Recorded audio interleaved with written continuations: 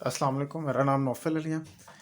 मैं क्लास 9 के आपको फ़िज़िक्स के लेक्चर में वेलकम करता हूँ educator school boys campus Bilkis campus की तरफ से। अच्छा, लास्ट टाइम जो हमने टॉपिक पढ़ा था वो था हमारा पेज नंबर 125 तक, फॉर्म्स ऑफ एनर्जी तक। आज आगे हमने पढ़ने हैं, उसकी दो टाइप्स हमने देख ली थी, आज दो नेक्स्ट फॉर्म्स हैं। तो ये सारा थ्योरी है बेटा, ये थेरेटिकल है सारा, आपने समझ लेना है।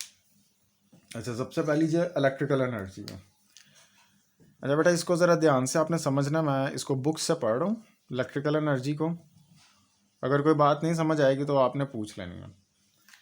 इलेक्ट्रिकल एनर्जी, बुक को सामने रख रहा हूँ।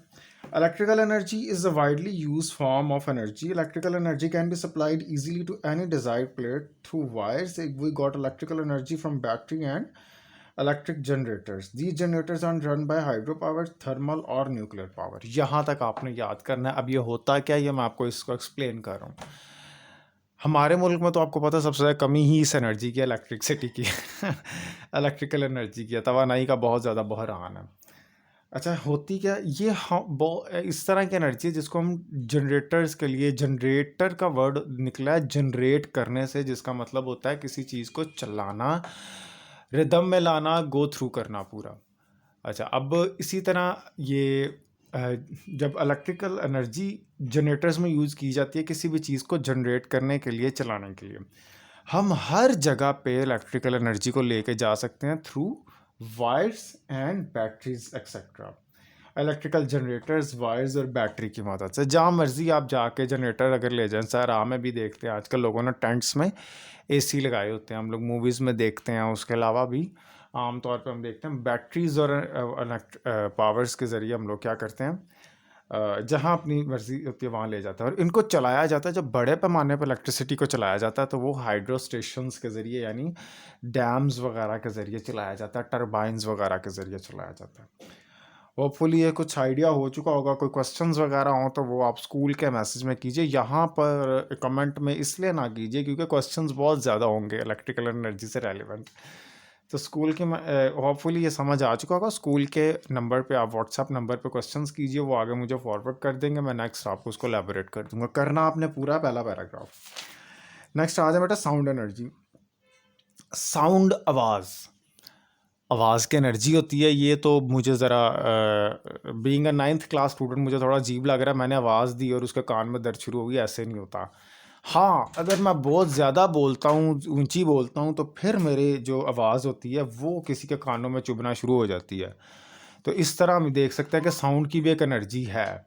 जब कोई बहुत ज़्यादा हॉर्न तेज़ी से बजा रहा होता है, ज़्यादा पावर के साथ, बार बार, गाड़ी का हॉर्न तो बहुत ज़्यादा चुभता है नॉर्मल कान को, तो वो भी एक एनर्जी की फॉर्म होती है। इसलिए तो मैं इसको पढ़ रहा हूँ। जब दरवाज़ा नॉक किया जाता है तब भी साउंड एनर्जी क्रिएट होती है। जब हम मूवीज़ में अक्सर देखते हैं, जब बहुत ज़्यादा साउंड होती है तो उसमें गाड़ी, आसपास जो बिल्डिंग्स वगैरह के शीशे होते हैं वो टूट जाते हैं। ये अभी भाई ने मेरे जान के दरवाज़ा खोला है ताकि साउंड एनर्जी का आपको आइडिया हो जाए। इसको मैं पढ़ रहा हूँ। We knock at the door, वो प्रोड्यूस अ साउंड। साउंड यहाँ से निशान लगाएंगे। Sound is a form, second line, is a form of energy it produces when a body vibrates, such as vibrating diaphragm of a drum, vibrating string of a sitar, and vibrating air, column of wind air such as flute pipe etc। अच्छा बेटा, उसने एक बड़ी अच्छी बात यहाँ पे कही है कि साउंड एनर्जी तब होती है जब कोई चीज़ वाइब्रेट करती है। ये बहुत अच्छी बात है। कोई रोटेट करती है, एक ख़ास पॉइंट के इर्द गिर्द मूव करती है। जब गिटार, आपने देखा हो, मेरे से ज़्यादा आप लोगों को पता होगा, गिटार वो जो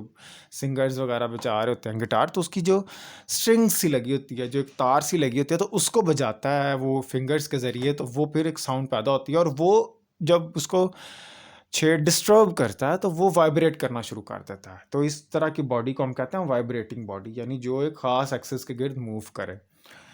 और लास्ट है जी लाइट एनर्जी, हमारा आज का टॉपिक है। ये थ्योरी था। चलो फिर केमिकल और न्यूक्लियर एनर्जी भी साथ ही पढ़ लेते हैं क्योंकि वैसे तो बहुत थोड़ा हो जाएगा। Light is an important form of energy. Light बड़ी इंपॉर्टेंट फॉर्म है जी। हम लोग इससे बहुत ज़्यादा फ़ायदा हासिल करते हैं। ये भी नोट कीजिएगा, जब बहुत ज़्यादा सूरज हमें लाइट दे रहा होता है तब हमें बहुत ज़्यादा गर्मी लग रही होती है। चाहे मौसम गर्म हो, रात के टाइम हमें कंपैरेटिवली इतनी गर्मी नहीं लगती जितनी सुबह दोपहर और दोपहर को लगती है, यानी क्योंकि तब सूरज हमें रोशनी दे रहा होता है और लाइट के साथ साथ बहुत ज़्यादा हीट भी आ रही होती है। वो तो खैर एक अलग एनर्जी है, लेकिन मैं आपको समझाने के लिए कह रहा हूँ कि लाइट एनर्जी के साथ वो हम लोग अगर किसी ऐसे कमरे में बैठ जाए जिसमें बल्ब बहुत ज़्यादा हों, तो वहाँ पे भी हमें कंपैरेटिवली दूसरे कमरे की निस्बत हमें बहुत ज़्यादा एनर्जी, थोड़ी सी गर्मी फील होगी दूसरे कमरों की निस्बत। ये साथ इन्होंने डायग्राम बनाई है, देखें। और ये एक ऐसी एनर्जी है जिससे ग्लो यानी चमक पैदा होती है। अगर आप बल्ब को, एनर्जी सेवर्स को गौर से देखें तो वहाँ से भी एनर्जी हमें मिल रही होती है, हम उनको ज़्यादा देख नहीं सकते ज़्यादा देर, ठीक है।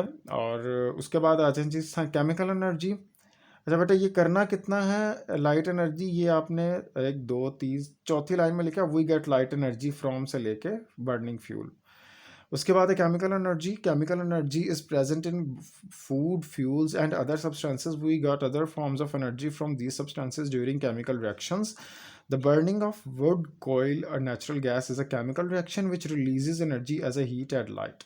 अच्छा बेटा, किसी भी चीज़ में जब कोई केमिकल चेंज आता है, केमिस्ट्री के स्टूडेंट होते हैं आपको पता होगा, केमिकली जब चेंज आता है, कोई लकड़ी जलती है, कोई कैंडल वगैरह जलती है, तो उससे हीट खारिज होती है, रिएक्शन होता है, यानी रिएक्शन से मुराद वो अपनी फॉर्म चेंज कर लेता है। अगर मैं देखूं, कैंडल को जब मैंने जलाया नहीं था तो वो स्ट्रेट थी और किसी और शेप में थी, जब मैंने उसको जला लिया तो उसकी फॉर्म चेंज हो गई और उससे हीट एनर्जी निकली। तो ये केमिकल रिएक्शन के बाद हुआ, यानी जब मैंने उसको केमिकली चेंज किया, तो केमिकल एनर्जी यहाँ तक ही है जी। उसके अलावा जब भी कोई केमिकल रिएक्शन होता है, जब भी कोई केमिकल रिएक्शन होता है तो उससे भी हमें बहुत ज़्यादा एनर्जी मिलती है, बहुत ज़्यादा। यानी जब हम लोग, छोटी सी मिसाल समझने के लिए मैं समझा रहा हूँ, इसको दूसरी साइड पे ना ले जाइएगा। जब मैं पानी के अंदर चीनी मिक्स करता हूँ, जब पानी ठंडा हो ना, उसको जब मैं हिला रहा होता हूँ तो थोड़ा सा ना वो गर्म हो जाता है, यानी उसके अंदर कोई रिएक्शन हो रहा है ना, कोई भी चीज़, तो उससे हीट निकल रही है। जब पानी के मॉलिक्यूल्स शुगर के क्रिस्टल मॉलिक्यूल से अटैच होंगे, बॉन्ड बनाएंगे, तो थोड़ी सी हीट होगी, जो केमिकल चेंज होने की वजह से होगी। नेक्स्ट है जी न्यूक्लियर एनर्जी। दुनिया की सबसे ज़्यादा ख़तरनाक एनर्जी है ये। न्यूक्लियर बॉम्ब भी इसी वजह से बनाया जाता है। न्यूक्लियर बॉम्ब बनाया क्यों जाता है बेटा? पेज नंबर 127 पे है। न्यूक्लियर बॉम्ब न्यूक्लियस को डिस्ट्रॉय करने से बनाया जाता है। इस रिएक्शन को कहते हैं फ्यूजन रिएक्शन या फिर फ्यूजन रिएक्शन। ये दोनों डिफरेंट टाइप्स के रिएक्शन हैं और इसका जो रिज़ल्ट है वो बहुत देर तक रहता है। अगर इसकी मिसाल हम लोग लें, वर्ल्ड वॉर हुई थी आज से कोई तकरीबन 80 to 70 ईयर्स पहले, 41 से 45 तक वर्ल्ड वॉर 2 हुई थी। तो तब अमेरिका ने हिरोशिमा और नागासाकी पे एटम बम गिराया था।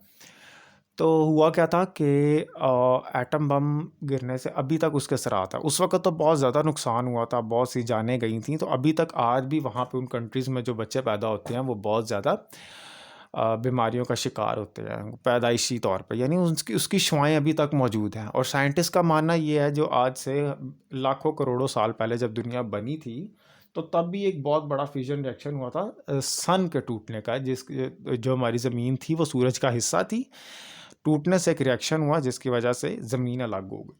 तो ये न्यूक्लियर रिएक्शन कहलाता है। किसी भी न्यूक्लियस का टूटने से ये रिएक्शन होता है और इसके 2 टाइप्स होती हैं, फिजन और फ्यूजन रिएक्शंस। ये क्या हैं, ये हम फिज़िक्स के वेरी लास्ट चैप्टर में पढ़ेंगे इन दोनों रिएक्शंस के बारे में बड़ी डिटेल से। आज हमने क्या क्या पढ़ा? टाइप्स ऑफ एनर्जी का लेक्चर हमने कंप्लीट किया। कल हमने हीट एनर्जी तक पढ़ा था। आज मैंने electrical energy, sound energy, light energy, chemical energy और न्यूक्लियर एनर्जी के बारे में एलैबोरेट किया। बेटा, न्यूक्लियर एनर्जी आपने पूरा करना। कल बड़ा मज़े का टॉपिक है इंटर कन्वर्जन ऑफ एनर्जी।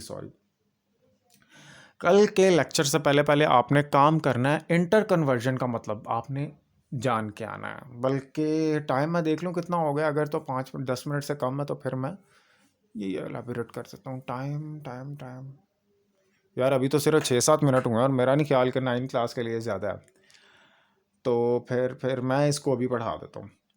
अच्छा बेटा, कन्वर्जन ऑफ एनर्जी क्या होता है? एक फॉर्म से दूसरी फॉर्म में जाना। बड़े ध्यान से सुनिएगा। आपने इसका फर्स्ट पैराग्राफ करना है, ये मैं आपको समझाऊंगा बस। एक फॉर्म से दूसरी फॉर्म में किसी चीज़ का चेंज होना। एक ये मार्कर पड़ा हुआ ना, पड़े होने की वजह से इसके अंदर एनर्जी कौन सी है? Potential energy. बड़ी डिटेल से इस पर बात हुई थी पिछले वीडियो लेक्चर्स में। अब मैंने इसको उठाया और हिला रहा हूँ तो इसके अंदर काइनेटिक एनर्जी आ गई है, ठीक है। तो पोटेंशियल से किस में चेंज हुई, काइनेटिक एनर्जी में। पोटेंशियल जगह के लिहाज से और काइनेटिक हरकत के लिहाज से, तो पोटेंशियल कन्वर्ट हुई काइनेटिक में। तो ये होता है इंटर कन्वर्ट करना। ये 7 एग्जाम्पल इसकी बनी है, ये अगर आप देख सकें। एक लड़का ऊपर चढ़ रहा था काइनेटिक एनर्जी के साथ, बहुत ज़्यादा एनर्जी के साथ, तो वो ऊपर गया जब पहाड़ की पीक पे तो रुक गया थोड़ी देर के लिए। जब ऊपर पहाड़ पर साइकिल चला के जाएगा तो रुक जाएगा। तो उसके अंदर काइनेटिक पहले एनर्जी थी, काइनेटिक एनर्जी, फिर थी पोटेंशियल एनर्जी।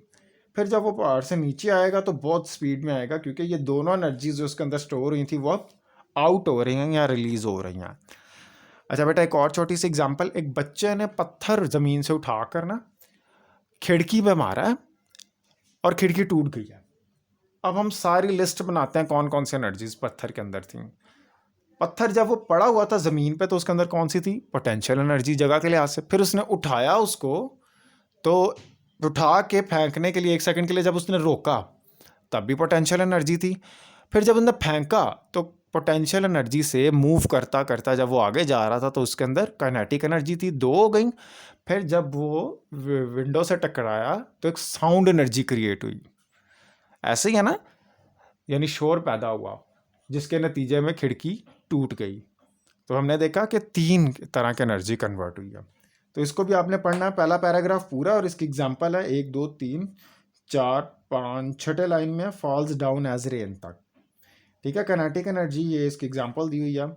पानी वेपोरेट होता है और ऊपर जाता है, और काइनेटिक एनर्जी के साथ ऊपर जाता है वाटर वेपर्स बादलों में, और बादलों में ये दोबारा रेन की सूरत में नीचे आता है काइनेटिक एनर्जी की सूरत में।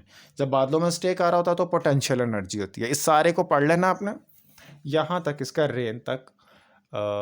1 2 3 4 5वीं लाइन के स्टार्ट में वर्ड लिखा है रेन, यहाँ तक आपने निशान लगा लेना है और याद भी करना है। अल्लाह हाफिज़।